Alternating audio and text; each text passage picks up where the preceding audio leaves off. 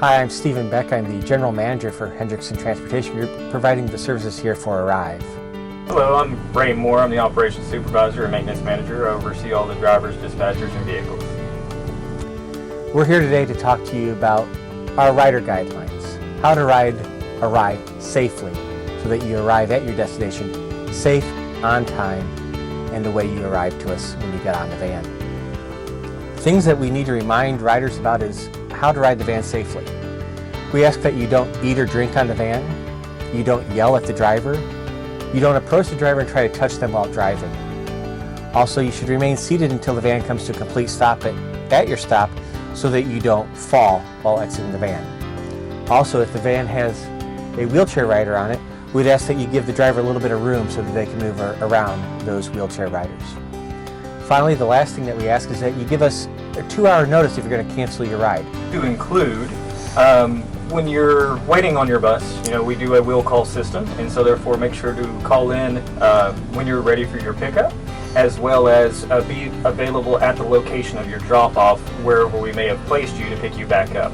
Some locations like Walmart, your big stores that has a big parking lot, try to relocate yourself back to the same place and be in that place when the van arrives. We do have an hour window to come and pick you up from the time of the call, so make sure that you're ready and available for that hour for us to come and arrive.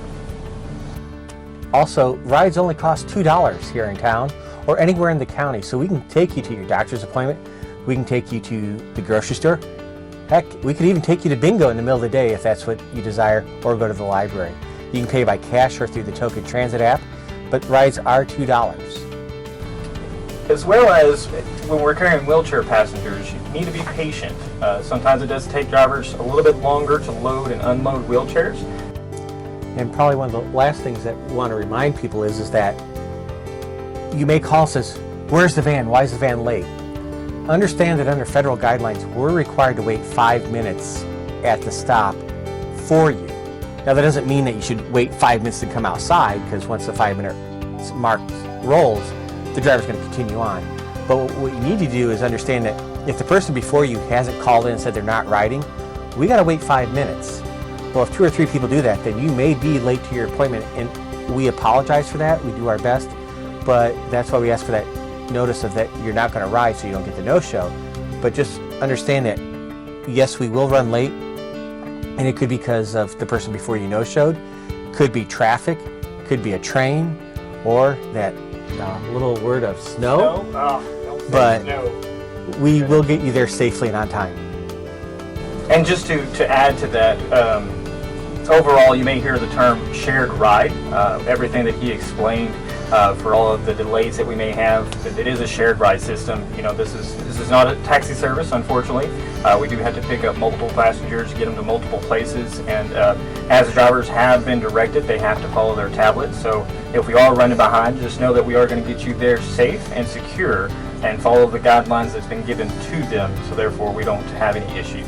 Just so you know, all of our rides are routed by computer, and it's to optimize your time on the van so that your time on the van is short, sweet, and to the point to get you to where you're going.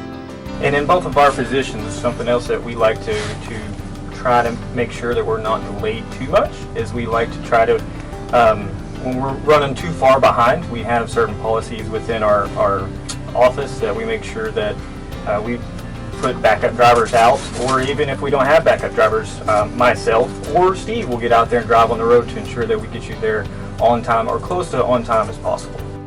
And finally, I think the last thing we want to remind people is if you have not signed up to get our telephone reminders the night before, or our text messages the night before or the day of where your van is or where your trip is, call in, let us know. We'll make sure that we have your correct phone number. We'll sign you up for either the phone call or the text, and you'll be able to see when your van's coming, especially with the text messages. About 15 minutes before your van's supposed to arrive, you'll get a text message with a link. You can click the link, and it'll show you where your van is in real time.